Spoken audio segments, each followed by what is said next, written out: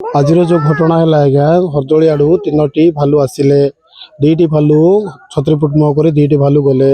ଗୋଟିଏ ଗଡ଼ପଦର ମୁହଁ କରି ଆସିଲା ବେଳେ ଗଡ଼ପଦର ଗୋଟେ ପାର୍ବତୀ ପରଜା ସେ କେନାଲକୁ ଯାଉଥିଲା ଝାଡ଼ା ବସିବା ପାଇଁ। ତାକୁ ବାଟରେ ଆଟାକ୍ କଲା ମନ୍ଦିର ପାଖରେ। ତା ବାଦେ ଆଉ ଗୋଟେ ସାଙ୍ଗେ ସାଙ୍ଗେ ଖବର ଆସିଲା ଛତ୍ରୀପୁଟର ମିଛାଇ ହରିଜନ, ତାକୁ ବି ଭାଲୁ ଆଟାକ୍ କରିଛି।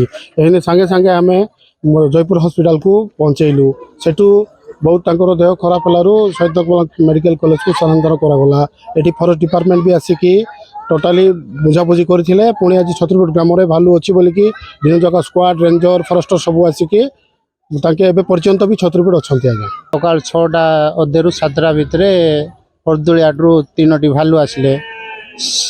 ସେଥିମଧ୍ୟରୁ ପେଣ୍ଟିଆ ସାହିର ପାର୍ବତୀ ପରିଜାକୁ ଭାଲୁ ଆକ୍ରମଣ କଲା। ତାର କିଛି ସମୟ ପରେ ଆହୁରି ଛତ୍ରୀପୁଟର 2 ଜଣଙ୍କୁ ଭାଲୁ ଆକ୍ରମଣ କରିଛି, ମିଚାଇ ହରିଜନ।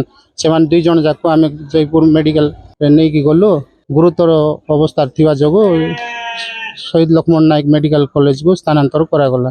ଆଜିର ଯୋଉ ଘଟଣା ହେଲା ଆଜ୍ଞା, ହରଦୋଳି ଆଡୁ 3ଟି ଭାଲୁ ଆସିଲେ। 2ଟି ଭାଲୁ ଛତ୍ରୀପୁଟ ମୁହଁ କରି 2ଟି ଭାଲୁ ଗଲେ। ଗୋଟିଏ ଗଡ଼ପଦର ମୁହଁ କରି ଆସିଲା ବେଳେ ଗଡ଼ପଦର ଗୋଟେ ପାର୍ବତୀ ପରଜା ସେ କେନାଲକୁ ଯାଉଥିଲା ଝାଡ଼ା ବସିବା ପାଇଁ। ତାକୁ ବାଟରେ ଆଟାକ୍ କଲା ମନ୍ଦିର ପାଖରେ। ତା ବାଦେ ଆଉ ଗୋଟେ ସାଙ୍ଗେ ସାଙ୍ଗେ ଖବର ଆସିଲା ଛତ୍ରୀପୁଟର ମିଛାଇ ହରିଜନ, ତାକୁ ବି ଭାଲୁ ଆଟାକ୍ କରିଛି। ଏହିନେ ସାଙ୍ଗେ ସାଙ୍ଗେ ଆମେ ଜୟପୁର ହସ୍ପିଟାଲକୁ ପହଞ୍ଚେଇଲୁ। ସେଠୁ ବହୁତ ତାଙ୍କର ଦେହ ଖରାପ ହେଲାରୁ ଶହୀଦ ମେଡ଼ିକାଲ କଲେଜକୁ ସ୍ଥାନାନ୍ତର କରାଗଲା।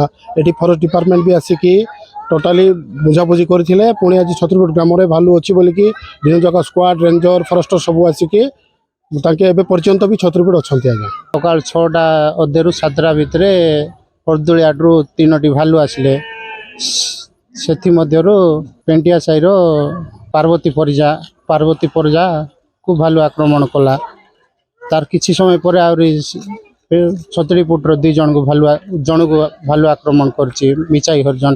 ସେମାନେ 2 ଜଣ ଯାକ ଆମେ ଜୟପୁର ମେଡ଼ିକାଲରେ ନେଇକି ଗଲୁ।